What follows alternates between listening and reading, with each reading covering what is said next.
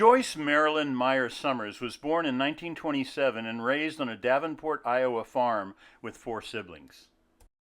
She attended Iowa State University before moving to Los Angeles to live with her aunt and work at 17 magazine. During the 1950s, she taught 2nd grade at a local Catholic elementary school.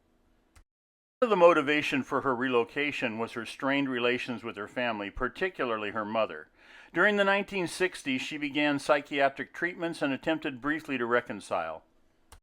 She pursued happiness in Seattle with her marriage to James Sommers and later relocated to Tucson, Arizona, living in a trailer park. She divorced Sommers in 1977 and last saw her siblings in the early 1980s. The final connecting bridge crumbled when she asked them to build her a home, which they refused. Her trail became untraceable to family members who even engaged a private investigator to locate her.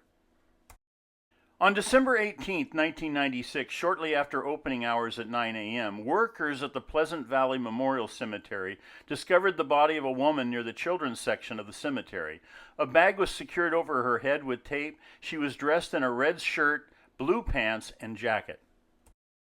An 8-inch Christmas tree was wedged into a backpack found near her. She had been listening to a cassette tape under a tape player and headphones before she expired.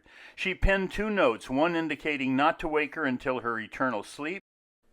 The other indicated she'd committed suicide with Valium plus alcohol. She stated that she wished no autopsy. 2 $50 bills were found on her. She instructed that one was designated for the cemetery and the other for the coroner.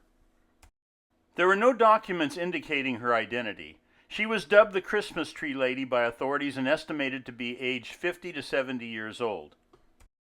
In 2000, a color rendition of her face was released to the public. Her identity remained undetermined for the next 2 decades. In January 2022, her DNA testing was funded by donations. One of her sisters positively identified her.